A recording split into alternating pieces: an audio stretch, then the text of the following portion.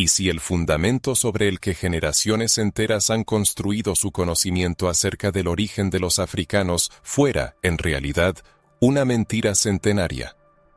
Esta pregunta puede resultar incómoda, pero es precisamente esa incomodidad la que podría ser la clave para desvelar un misterio espiritual oculto entre las líneas de las Sagradas Escrituras. Un enigma profundo que durante siglos se ha intentado borrar de la memoria, silenciar y distorsionar deliberadamente. La historia de los africanos, plasmada en las páginas de la Biblia, no se limita a narrativas de esclavitud y sufrimiento. No se reduce a la interpretación simplista y tendenciosa de la maldición de Cam, utilizada y difundida para justificar la injusticia. La verdad, que pocos conocen y aún menos se atreven a expresar, es que los africanos son portadores de un antiguo legado espiritual, ocultado intencionadamente por doctrinas teológicas dominantes, narrativas coloniales y estructuras de poder que no tenían interés en revelar esta realidad. ¿Alguna vez te has preguntado por qué tantos personajes clave de las historias bíblicas tienen raíces africanas? ¿Has notado cómo los nombres de Etiopía, Egipto y la tierra de Cus aparecen en las páginas de la Biblia desde el Génesis hasta el Apocalipsis? ¿Por qué esta profunda conexión ha sido ignorada durante siglos por los líderes religiosos? ¿Fue realmente la presencia de los africanos en la Biblia algo casual e insignificante? ¿O existió un motivo oculto para esconder el papel crucial de los pueblos africanos en la historia espiritual de la humanidad? A continuación, nos sumergiremos en el misterio espiritual que yace bajo capas de tradiciones religiosas. Descubriremos por qué la Biblia menciona la sabiduría de los reyes africanos, los tesoros de Egipto, la inteligencia de la reina de Saba y la fuerza de personajes como Cus y Nimrod. Entenderemos por qué la tierra de los hijos de Cam fue, a la vez, tan bendecida y tan calumniada. No se trata solo de una narrativa histórica, sino de una cuestión de identidad espiritual. Lo que ha sido ocultado tiene una relación directa con el alma, el propósito y la fuerza espiritual que fluye en la sangre de nuestros ancestros. Es una verdad que incomoda al sistema, que desafía dogmas, que expone la manipulación de los textos sagrados y que demuestra cómo el cristianismo institucional borró páginas enteras de la historia africana para crear un evangelio blanco y eurocéntrico, desconectado de sus raíces originales. ¿Puedes imaginar el impacto que esto ha tenido en generaciones de africanos que crecieron creyendo que su historia comenzó con la esclavitud, que su pueblo fue maldecido y que la Biblia no decía nada sobre su origen divino y su papel en el plan espiritual de Dios? Quizás por eso muchas personas hoy sienten un vacío interior y una incomodidad con el conocimiento que han recibido. La intuición les dice que algo no encaja, que la espiritualidad enseñada en las iglesias no revela el cuadro completo. Y es cierto. Existe un lado de la Biblia que pocos conocen, un lado que revela la nobleza, la sabiduría y la fuerza espiritual de los pueblos africanos. Un lado que fue ocultado no por casualidad, sino por conveniencia. Este texto está destinado a quienes están cansados de versiones superficiales y distorsionadas de la verdad, a quienes sienten que dentro de ellos vive algo más grande, algo espiritual y antiguo que exige ser revelado. Para aquellos que anhelan reconectar con su verdadero origen, no como esclavos, sino como herederos de un linaje sagrado directamente conectado con los misterios de Dios. La información que recibirás podría cambiar para siempre tu percepción de la Biblia. Pero antes de profundizar en este tema, es crucial entender cómo comenzó esta manipulación a gran escala. ¿Sientes los ecos de la verdad resonando a través de los siglos? ¿Alguna vez has sospechado que el papel de los africanos en las Sagradas Escrituras fue silenciado? ¿No has tenido la sensación de que tu linaje espiritual fue deliberadamente distorsionado? Continuemos nuestra investigación para identificar el momento exacto en que la verdad comenzó a desvanecerse y comprender cómo esto ha afectado tus creencias actuales. Desde las primeras páginas de la Biblia, África se nos presenta como un continente vivo, activo y espiritualmente significativo. Sin embargo, lo que nos han enseñado son solo fragmentos sacados de contexto, donde la presencia de África parece accidental y el continente, una mera decoración para eventos que ocurren en otras partes del mundo. Pero esto está lejos de la verdad. África no solo está presente en la Biblia, es una parte integral de ella, sosteniendo su base espiritual y simbólica. Ya en el libro del Génesis encontramos a Cus, hijo de Cam y nieto de Correc. Noé. La tierra de Cus, que conocemos como Etiopía, no se menciona por casualidad. La Biblia vuelve a Cus repetidamente. Por ejemplo, en Génesis 2:13 se habla del río Gihón, que rodea toda la tierra de Cus y se asocia con el jardín del Edén. ¿Has oído esto en la iglesia? Probablemente no. Y es aquí donde comienza el proceso de borrado. Cus, Etiopía, Egipto, Saba, Ofir son nombres africanos que aparecen decenas de veces, pero o se ignoran o se presentan como detalles geográficos insignificantes. Egipto no es simplemente el lugar donde el pueblo hebreo fue esclavizado. En la antigüedad, Egipto era un centro espiritual, cultural y científico. Fue allí donde Moisés, autor de los primeros libros de la Biblia, recibió su educación. En Hechos 7:22 se dice explícitamente: «Y fue enseñado Moisés en toda la sabiduría de los egipcios, y era poderoso en sus palabras y obras». Esto significa que el fundamento intelectual y espiritual de Moisés se forjó en África. Pero, ¿cuántos predicadores enfatizan esto? ¿Cuántos reconocen que las bases del monoteísmo se formaron en tierra africana, entre sacerdotes negros y reyes poderosos que comprendían los misterios de los cielos, las estrellas y el alma? ¿No sería una exageración decir que la brecha entre la espiritualidad africana y la Biblia fue creada intencionadamente? ¿Pero por qué? Admitir esta conexión significaría reconocer que los orígenes de la fe que une a miles de millones de personas en todo el mundo se hunden en tierra negra, rica en sabiduría ancestral, y no en los palacios romanos o los centros de poder europeos. Significaría reconocer el papel central del pueblo africano en el desarrollo espiritual de la humanidad. Recordemos Jeremías 13:23. ¿Puede el etíope cambiar su piel? Este versículo todavía se usa en un contexto despectivo, como algo negativo. Pero en realidad el profeta está diciendo que el pueblo de Etiopía posee una identidad fuerte, inmutable e inquebrantable.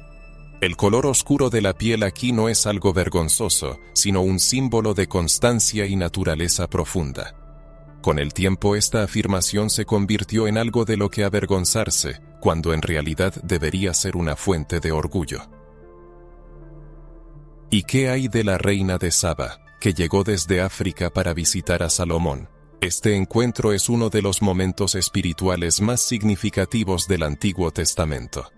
La reina de Saba vino de Etiopía con un gran séquito, cargada de oro, especias e incienso, pero más importante aún, trajo preguntas complejas, sabiduría espiritual y una profunda comprensión.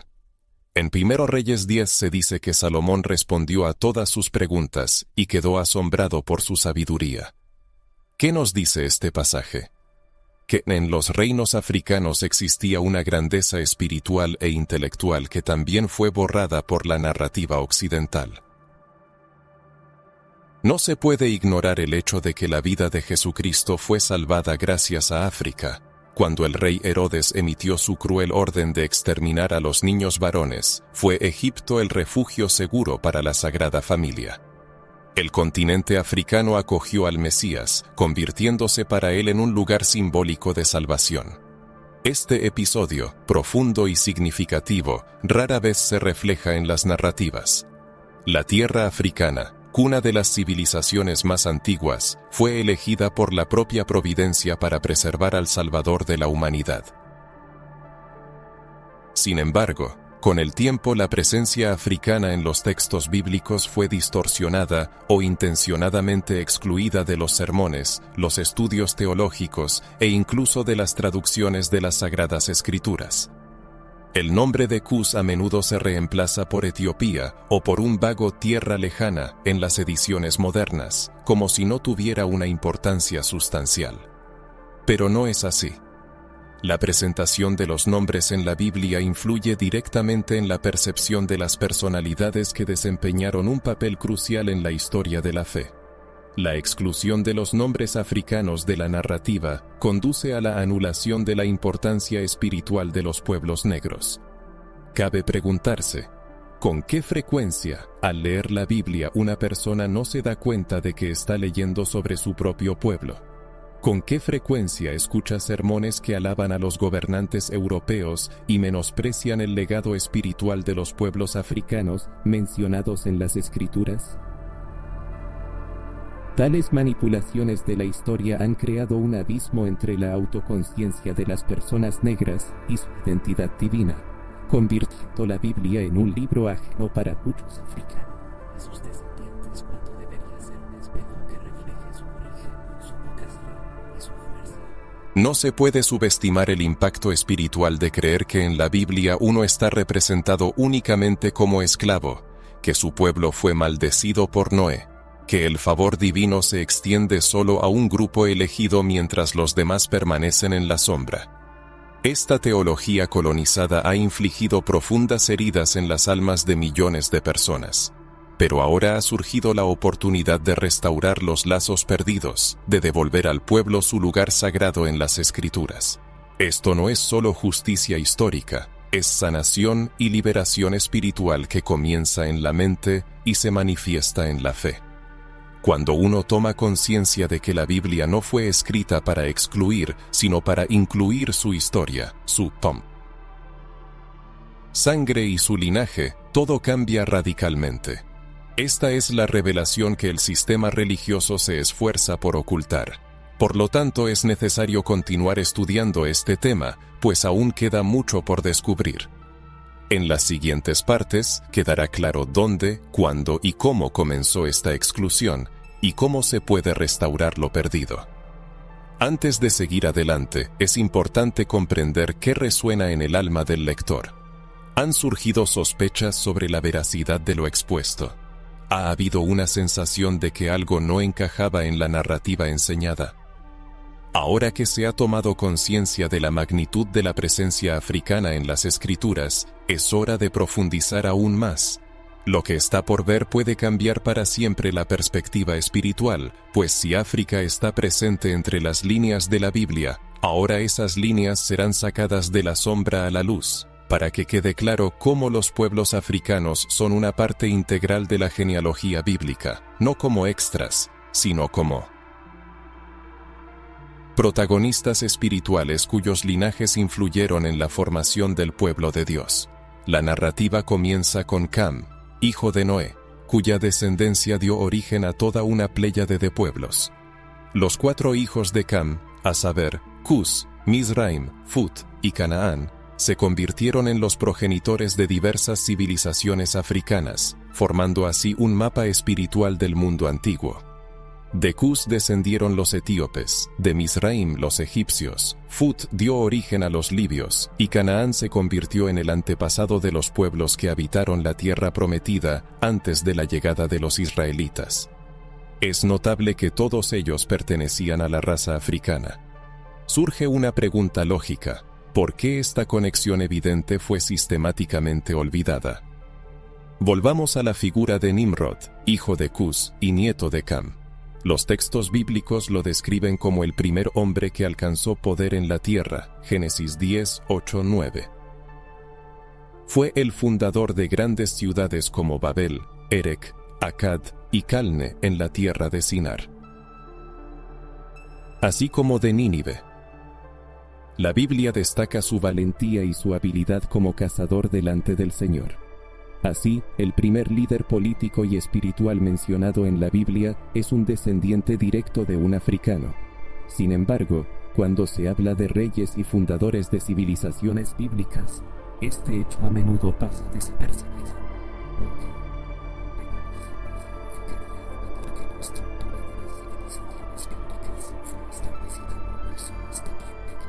Nimrod es solo la punta del iceberg, un símbolo del legado de Cus, que representa un linaje bendecido, sabio y estratégico.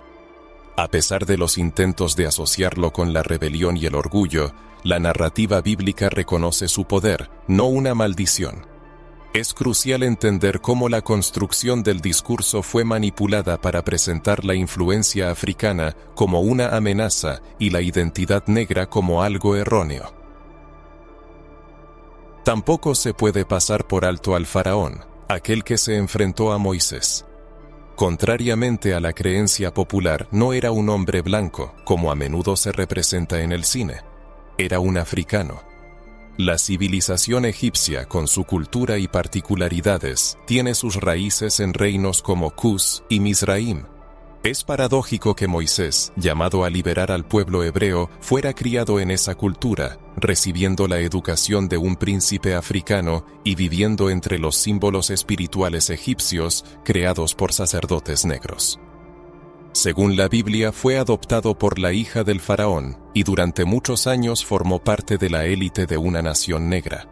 ¡Qué ironía del destino! El libertador de los hebreos fue educado bajo la influencia de la cultura africana. Este hecho cambia radicalmente nuestra percepción de la historia. La Biblia, a pesar de su contexto patriarcal y hebreo, contiene ciertas pistas. En Números 12:1 se menciona que Moisés se casó con una mujer cusita, una etíope, una africana. Miriam y Aarón se opusieron a esta unión, provocando la ira de Dios. Surge la pregunta, ¿por qué Dios defendió con tanto celo a esta mujer africana si el color de la piel o la etnia no tenían importancia en el plan divino? Al contrario, el Altísimo defiende esta unión, subrayando una conexión espiritual entre Moisés y el pueblo africano, aprobada por el propio Creador. No menos importante es la apariencia física de muchos personajes bíblicos. En algunas tradiciones antiguas, incluidos textos etíopes y copias antiguas de las Escrituras, Jesús es representado con piel de bronce, cabello rizado y rasgos faciales que hoy se asocian con personas negras. Esto no es una invención moderna, sino parte de un legado espiritual que fue distorsionado por las representaciones europeas de un Cristo rubio y de ojos azules, un Cristo que no tiene nada en común con las raíces culturales y geográficas donde nació y creció.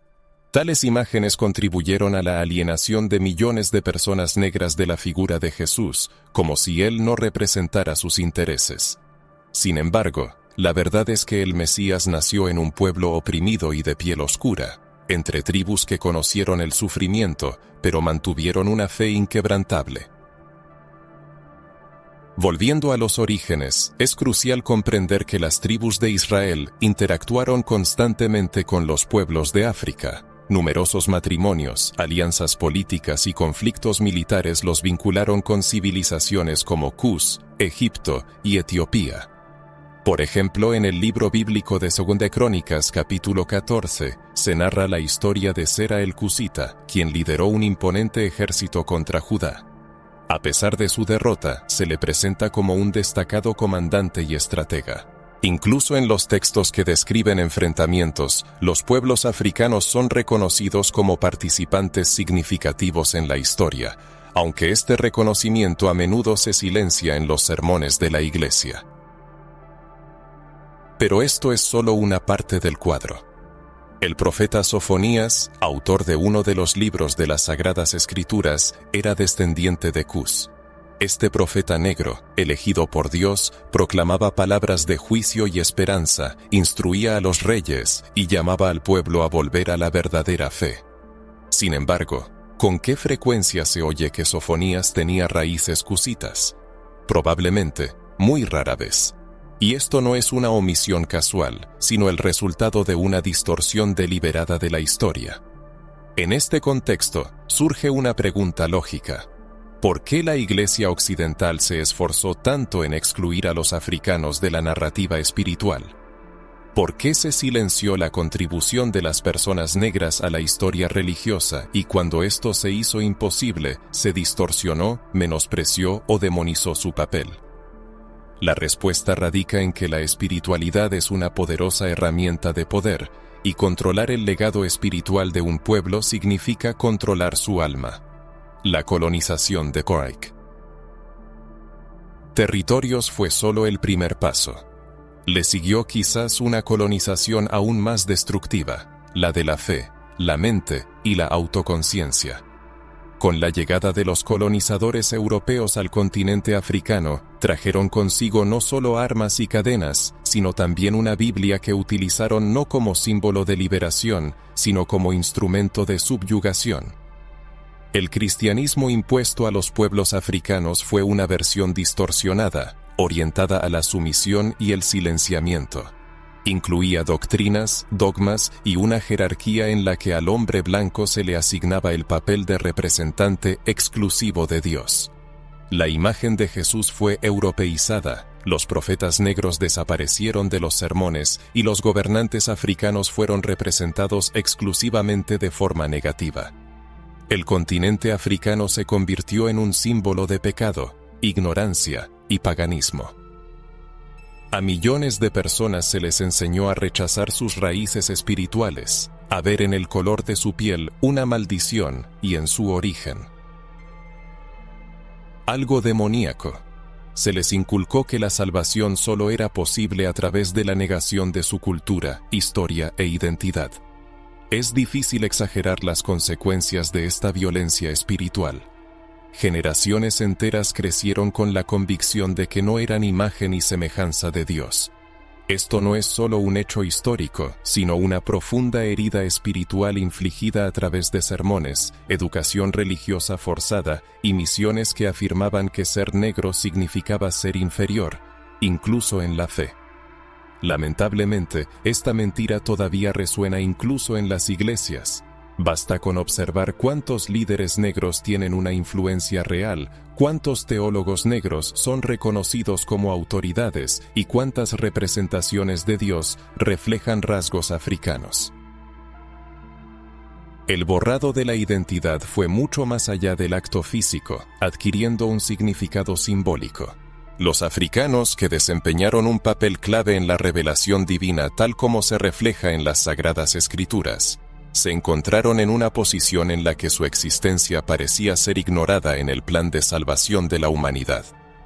Egipto, que alguna vez fue un centro de sabiduría y conocimiento, ahora se asociaba exclusivamente con la esclavitud y la opresión. Etiopía, alabada por el salmista por extender sus manos a Dios, fue reducida y a un detalle insignificante en el panorama mundial.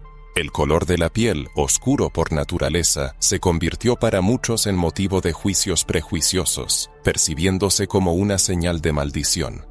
Se produjo una cruel distorsión de la historia de Cam y Canaán, que fue utilizada para justificar el racismo, la esclavitud y la segregación. Pero el sufrimiento no terminó ahí. Muchas personas negras, cediendo a la presión, comenzaron a rechazar su propia espiritualidad, temiendo pecar contra las fuerzas superiores. Se consideraron indignos, malditos, incapaces de ser profetas, líderes o sacerdotes. Se produjo un aplastamiento de la autoconciencia espiritual. ¿Cuántos ejemplos se pueden citar de personas llamadas brujos solo por preservar elementos de la antigua sabiduría africana? ¿A cuántos se les convenció de que sus rituales, danzas y símbolos eran manifestaciones del diablo? Pero esto no tiene nada que ver con el verdadero evangelio, es opresión disfrazada de salvación. La verdad es que el evangelio de Jesús no conoce exclusiones, une a los pueblos, revela el valor imperecedero de cada persona. Nunca habría borrado a los africanos de la historia, al contrario, los habría exaltado. Jesús, nacido en condiciones de persecución y que encontró refugio en África, siempre estuvo del lado de los pobres y desfavorecidos. Nunca habría comprometido su mensaje con el racismo religioso. No habría estado con los colonizadores, sino con aquellos a quienes esclavizaron. Es esta la verdad que el sistema ha intentado ocultar, pero ahora está saliendo a la luz. Arden en los corazones de quienes buscan la revelación, resuena en los hijos de Cus, Mizraim, Saba, Canaán.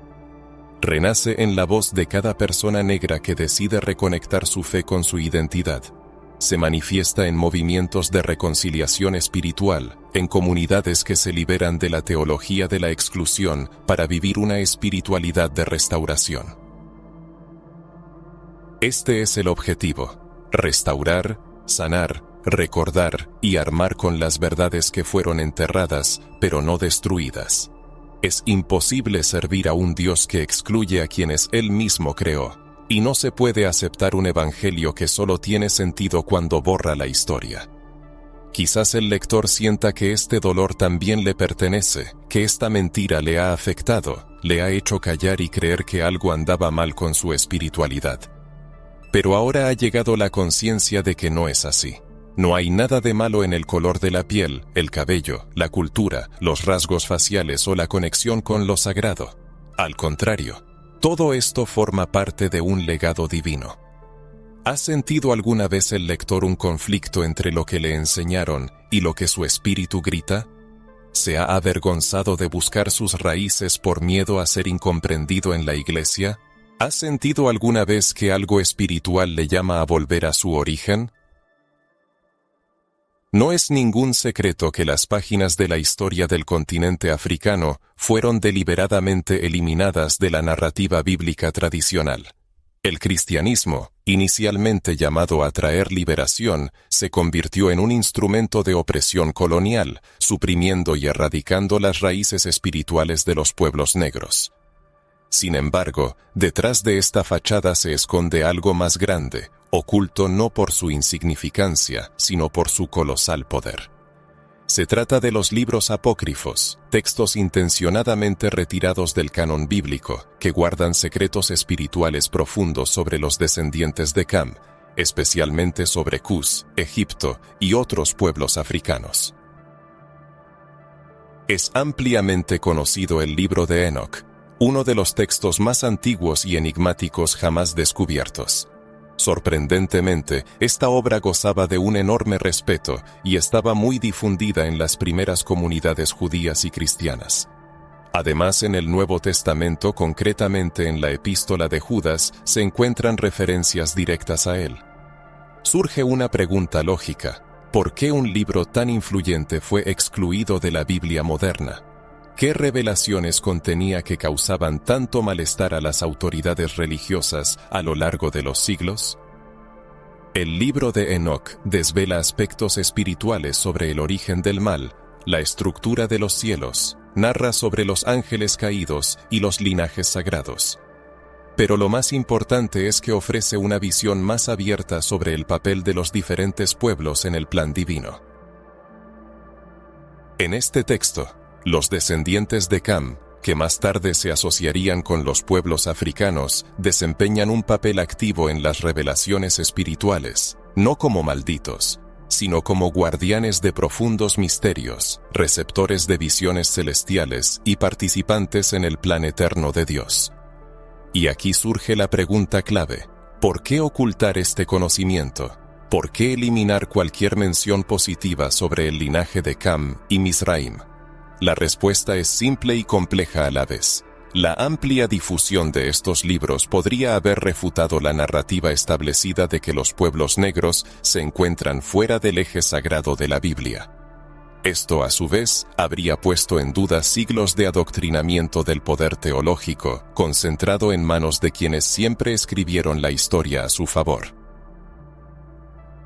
El libro de los Jubileos, también conocido como el Pequeño Génesis, es otro ejemplo claro. Contiene información adicional sobre los hijos de Noé, la distribución de las tierras después del diluvio y describe con más detalle la importancia de los descendientes de Cam. En este texto se dice que Dios indica a cada hijo de Noé que ocupe territorios específicos y no se menciona ninguna maldición sobre Cus o Mizraim. Al contrario, sus tierras se describen como ricas, fértiles y bendecidas, con un énfasis en las regiones del sur, donde el sol brilla con especial intensidad y donde, según el texto, el nombre de Dios será invocado durante muchas generaciones. Semejante revelación no puede sino asombrar, pues muestra que la narrativa de la maldición de Cam, utilizada durante siglos para justificar el racismo, es una distorsión sacada de contexto. Estos libros, considerados peligrosos, no contradecían la fe, sino que revelaban verdades espirituales capaces de restaurar la identidad de los pueblos oprimidos. Si estos textos se hubieran incluido en las Biblias occidentales, la autoconciencia espiritual de los africanos tendría una base completamente diferente. Las personas negras habrían tenido acceso desde una edad temprana a su herencia divina, y quizás el curso de la historia habría sido otro. En textos históricos como los testamentos de los 12 patriarcas, se pueden encontrar profundas afirmaciones sobre la igualdad de todos los pueblos y advertencias contra la arrogancia basada en la pertenencia racial o religiosa. Estos textos proclaman la justicia, el arrepentimiento y la alianza con Dios como valores que trascienden cualquier diferencia física o nacional. Este enfoque cambia radicalmente la idea de que solo un grupo étnico o pueblo es el elegido para recibir las promesas divinas, los primeros padres de la Iglesia, incluidos africanos como Tertuliano y Orígenes, utilizaron estos libros en sus escritos. En las comunidades cristianas de Etiopía, el libro de Enoc y el libro de los Jubileos todavía están incluidos en el canon bíblico. Esto demuestra que los textos rechazados por Roma como apócrifos continuaron siendo venerados como sagrados por muchos pueblos africanos. La exclusión de estos textos del canon no fue una decisión divina, sino un acto político destinado a alejar a los africanos de su herencia espiritual.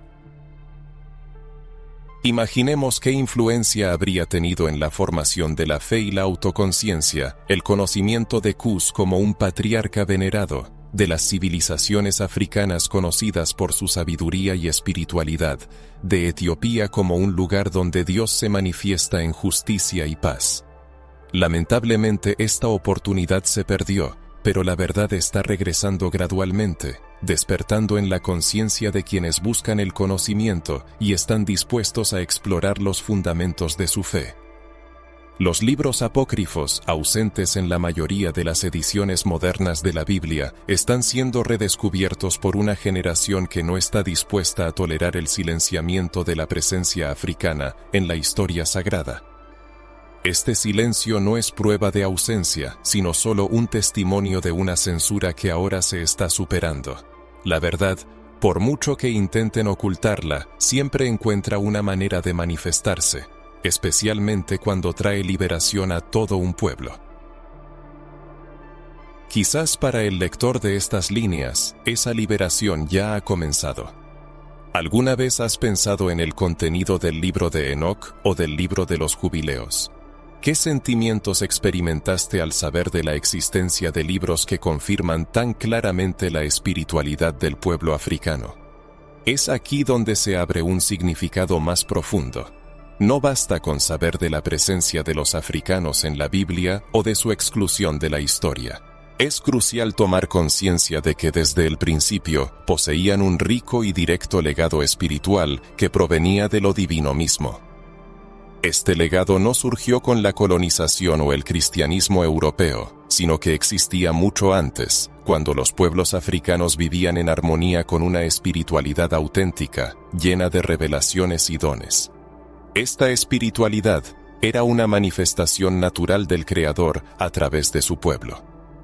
Mucho antes de la llegada de los misioneros con Biblias impresas y doctrinas occidentales, los africanos ya estaban conectados con lo sagrado, entendían la existencia de un Dios supremo y practicaban rituales que honraban la naturaleza, los antepasados y el orden espiritual del universo. Se comunicaban con el mundo invisible, discernían los tiempos y las estaciones y comprendían que todo estaba interconectado: el cielo, la tierra, el espíritu y la carne. Y cuando miramos la Biblia desde esta perspectiva restaurada, vemos que este legado no fue borrado, sino simplemente relegado a la periferia. Está presente allí, y solo necesitamos abrir los ojos para verlo.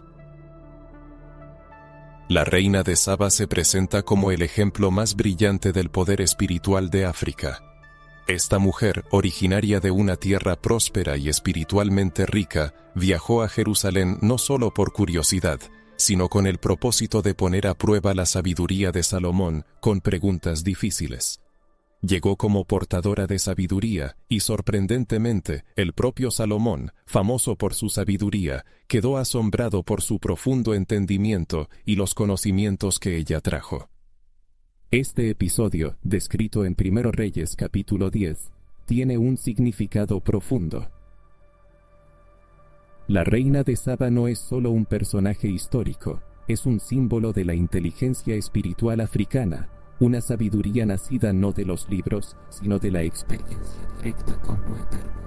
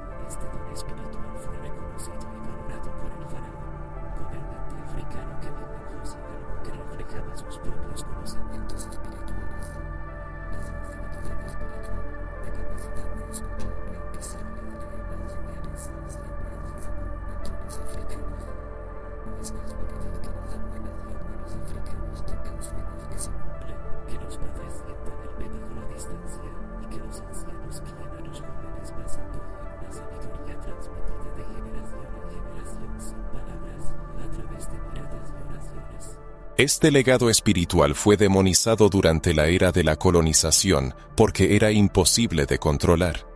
Era demasiado libre, profundo y verdadero. Los colonizadores lo llamaron brujería, paganismo, una manifestación del diablo. Pero, ¿cómo podía existir el mal antes de la formación de Roma? ¿Cómo podía ser malvada una fe que enseñaba a la gente a vivir en armonía con la naturaleza, a respetar a los antepasados y a buscar el equilibrio espiritual? Esto no es una rebelión contra Dios, sino una conexión antigua, un eco de la creación primordial, una forma de comunicarse con lo divino que Occidente no pudo comprender e intentó destruir. Pero este legado sobrevivió, aunque reprimido. Continuó viviendo en los ritmos de los tambores, en las oraciones silenciosas al amanecer, en las hierbas curativas y las plegarias, en los cantos de lamento que se convirtieron en cantos de resistencia, en los ojos de los niños que ven lo que los adultos no ven, en las visiones nocturnas, como si los cielos susurraran secretos.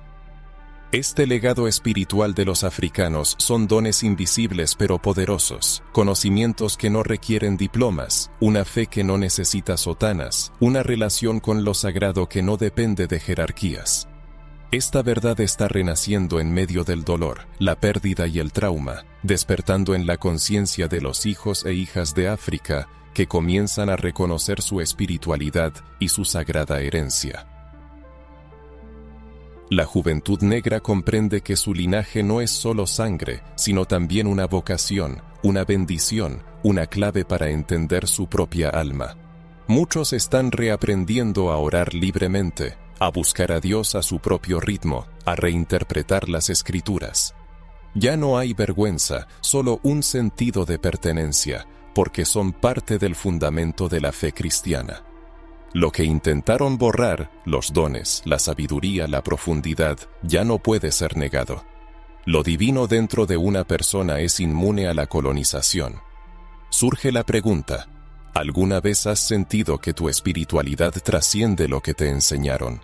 ¿Has tenido experiencias que van más allá de las religiones tradicionales, pero que portan la presencia de Dios? ¿Has sentido alguna vez el apoyo espiritual de tus antepasados? Ha llegado el momento de declarar abiertamente una cuestión apremiante que quizás ha estado madurando en lo profundo del alma de cada uno: la posibilidad de una combinación orgánica entre la fe cristiana y la autoidentificación espiritual africana. Subrayemos, esto no solo es permisible, sino absolutamente legítimo y sagrado. Quizás aquí resida una de las suplantaciones más insidiosas que hemos enfrentado. Nos convencieron de que para seguir sinceramente a Cristo, un africano o su descendiente debía repudiar todo lo relacionado con su origen. Como si la fe de Cristo fuera tan limitada que no pudiera abarcar una rica historia, lazos de sangre, simbolismo, ritmos y los nombres de los antepasados. Como si en el reino de Dios solo hubiera lugar para quienes están dispuestos a renunciar a su esencia. Sin embargo, la verdad es completamente diferente. Cristo no exige en absoluto que el creyente renuncie a su identidad africana. Al contrario, llama a reconciliarse con ella, ya que es Dios el creador de todo lo que existe. Fue el Altísimo quien determinó el tono de la piel, el timbre de la voz, la textura del cabello y el territorio espiritual de los antepasados. Nada de esto es una casualidad o un error. No es necesario ocultar estos dones para vivir de acuerdo con el Evangelio. Al contrario, es la libre manifestación de la propia identidad espiritual lo que permite que el Evangelio se revele en toda su verdadera fuerza y belleza. Durante siglos se han hecho intentos incesantes de romper nuestra conexión con el pasado, con la memoria histórica y las raíces. El propósito de esta desconexión es evidente. Un pueblo despojado del conocimiento de su origen pierde su identidad y se vuelve susceptible a la imposición de roles ajenos. Durante mucho tiempo se nos asignó el papel de esclavizados en la narrativa religiosa. Nos conformamos con las migajas teológicas, con los asientos traseros de las iglesias, y se nos prescribió únicamente la obediencia ciega y el silencio. Pero hoy estamos redescubriendo lo que nos pertenece por derecho de nacimiento. Nos estamos reconectando con la verdad, con la fuente original y con la promesa. Y esta reconexión no debe convertirse en una ruptura con la fe cristiana. Al contrario, puede y debe ser un regreso a la esencia misma, a los orígenes, porque la verdadera fe no esclaviza, sino que libera. La verdadera fe no suprime la voz, sino que la despierta. La verdadera fe no exige la renuncia a la propia esencia, sino que ayuda a revelar quiénes siempre hemos sido. La espiritualidad está arraigada en nosotros desde el nacimiento, se transmite de generación en generación. Se manifiesta en la mirada de una abuela capaz de ver lo invisible, en el susurro de las oraciones de una madre que no sabe leer la Biblia, pero siente la presencia de Dios, en el poder curativo de un tío que usa aceite, telas y oración. Vive en los sueños de los niños y en los mensajes que llegan en sueños. Nuestra espiritualidad nunca fue débil, solo fue silenciada temporalmente. Ha llegado el momento de reconectarnos con ella, de mirarnos al espejo y ver no solo nuestro reflejo, sino también la línea espiritual que se extiende detrás de nosotros. Esta línea conduce a reyes sabios, gobernantes justos, mujeres oráculo que proclamaban la voluntad divina, ancianos que sabían leer las señales en los cielos y pueblos que vivían en armonía con el Creador, mucho antes de que los colonizadores encerraran el nombre de Dios en sus estrechos marcos. Y esto no es herejía, sino salvación, reconciliación y justicia espiritual. Al reconectarnos con nuestras raíces, nos damos cuenta de que nuestra fe es más profunda que cualquier religión. Es una llamada, un aliento de vida, un sonido antiguo que sigue resonando en lo más profundo de nuestra alma. Y este sonido no nos llama a olvidar nuestra esencia, sino que nos invita a volver a casa, a los orígenes, a nuestra espiritualidad, a nuestro lugar legítimo en el reino. Cuando comienza esta reconexión, la vida se transforma, el corazón encuentra armonía, la mente se abre y el espíritu se libera. Aquellos que antes se sentían perdidos en la fe comienzan a entender que el problema no era Dios, sino una imagen distorsionada de Él. Se dan cuenta de que la salvación no requiere cambiar el color de la piel, sino aceptar la luz que ya llevan dentro. Dejar de tener miedo de sí mismos, dejar de confundir la identidad con el pecado, la cultura con el paganismo y los antepasados con la idolatría. Una persona puede permanecer fiel a la fe cristiana, pero ahora con una profunda conciencia de sus raíces. Se convierte en un cristiano que no se inclina ante ideologías racistas, hábilmente disfrazadas de doctrinas religiosas. Eleva sus oraciones con seguridad en la voz, expresa su fe a través de la danza con todo su cuerpo, canta himnos espirituales a su propio ritmo y estudia la Biblia con la mente abierta y la cabeza bien alta. Es un cristiano africano negro completamente reconectado. Y cuando esto sucede, se produce una transformación. Cambia su percepción de las sagradas escrituras, su autodefinición. Rechaza cualquier enseñanza que afirme que su pueblo está desprovisto de la promesa divina. Se da cuenta de su papel en el plan general, comprende que la historia de su pueblo también es sagrada, que su sangre lleva una fuerza profética, que su apariencia refleja la imagen y semejanza de Dios. Además, comienza a ver esa misma chispa en otras personas, ayudándolas a reconectarse con sus raíces. Enseña que no hay contradicción entre el origen africano y la espiritualidad, entre el color de piel negro y la divinidad, entre honrar a los antepasados y adorar al Creador. Todo esto puede y debe combinarse armoniosamente cuando la fe se vive en verdad y conciencia. Esta reconexión está sucediendo ahora mismo. Quizás, al leer estas líneas, una persona lo sienta internamente. Algo está despertando en ella, algo que ha estado latente durante mucho tiempo. Y quizás, este sea el comienzo de su viaje personal de regreso a su historia, a su pueblo, a su verdad espiritual. Y es importante comprender qué nace dentro de ella en este momento. ¿Qué sentimientos experimenta al darse cuenta de que no necesita negar su identidad para vivir una fe plena? Si ha llegado hasta aquí, significa que algo en su interior ha despertado. Y no es una coincidencia, sino un destino. Este camino de reconexión espiritual apenas comienza.